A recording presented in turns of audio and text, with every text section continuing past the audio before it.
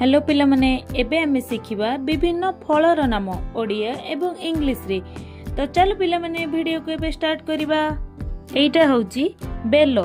बेलो को इंग्लिश रे stone Apple कहंती।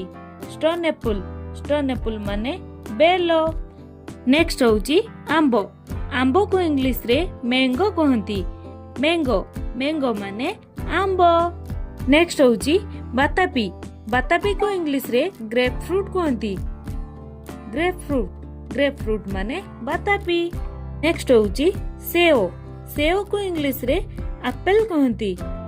Apple माने सेओ। नेक्स्ट होची पणस को इंग्लिश रे जैक फ्रूट कहंती। जैक फ्रूट माने पणस। नेक्स्ट होची नाशपाती को इंग्लिश रे पियर कहंती। पियर माने नाशपाती।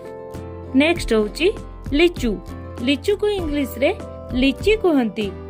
लीची माने लीचू। नेक्स्ट होची अमृतभंडा को इंग्लिश रे पपैया कहंती। पपैया माने अमृतभंडा। नेक्स्ट होची पिजुली को इंग्लिश रे गुआभा कहंती। गुआभा माने पिजुली। नेक्स्ट होची पइडो को इंग्लिश रे ग्रीन कोकोनट कहंती। ग्रीन कोकोनट माने पइडो। नेक्स्ट होची अंगूर को इंग्लिश रे ग्रेप्स कहंती।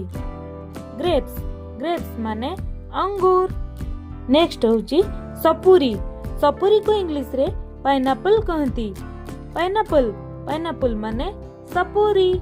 नेक्स्ट होची तरबूज को इंग्लिश रे वाटरमेलन कहंती। वाटरमेलन माने तरबूज। नेक्स्ट होची कमला को इंग्लिश रे ऑरेंज कहंती। ऑरेंज माने कमला। नेक्स्ट होची डालिंबो को इंग्लिश रे पोमोग्रेनेट कहंती। पोमोग्रेनेट माने डालिंबो। नेक्स्ट होची लेंबू को इंग्लिश रे लेमन कहंती। लेमन माने लेंबू। नेक्स्ट होची तालसज को इंग्लिश रे आइस एप्पल कहंती। आइस एप्पल माने तालसज।